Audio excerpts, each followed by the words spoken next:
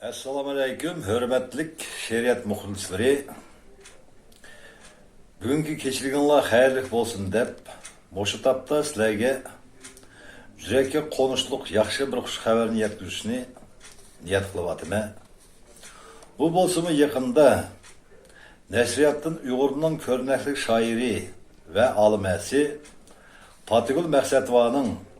Qirg'oqlar nomli ana qo'limdagi she'rlar toplumi yo'riq ko'rdi. Bu albatta hemimizden hoşallığı, Uygur edebiyatı koşulgan çoğun töhbe ve utuktur. Şu münasebet bilen ben kalemdişimni növbetdeki kitabı bilen kızgın tebriklep,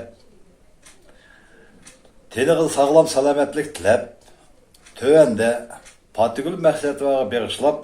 yazgan şiirimni diqqatingizga havola qilishni to'g'ri ko'rdim. Marhamat, qabul qilgaysizlar. İcat perisi, kalemdişim Fatihul Maqsadovaga. Şaira kız Fatihul'üm, jürgümde asırgan özen gülüm, sana okşaş gözelge koşak atap, tevretmisem kalemni bana ölüm. Şaira kız Fatihul'üm, sen zohrası icatta ben tahirim, sana okşaş perini küylümesem, kimgi kerek uçağda şairligim, nur şapiği yar bolup atkan tağının, tiligim şu İhbarxan Bayımxanның, her kademde her demde hayatlıkta, ölmez ruhi yölüsün seni daim, muhabbetni küylüdün küyle yene, muhabbette bulak mu akar eyne, aşkni ömürge yokatmastın, yayrab erkin bağlada kıl seylane,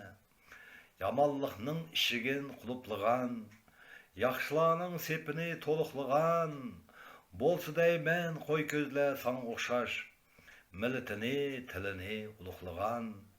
sen halkımның kuyaşlık asman kızı, şermigen tılladın dastan kızı,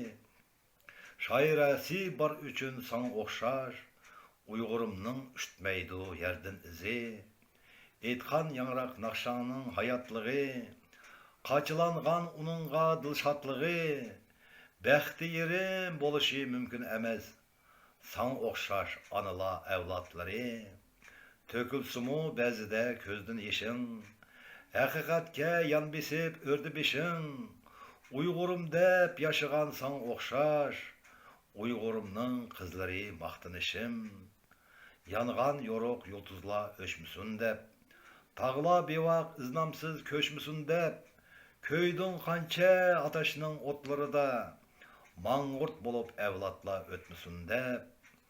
bezem başka sevdala çüşken bilen, oçığının otunu öçermigen,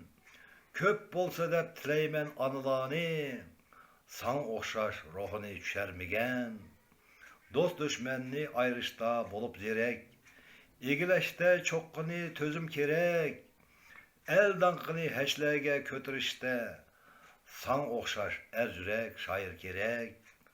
ademlege ömürge aşık bolup, köz içsen köklemde güldek tolup,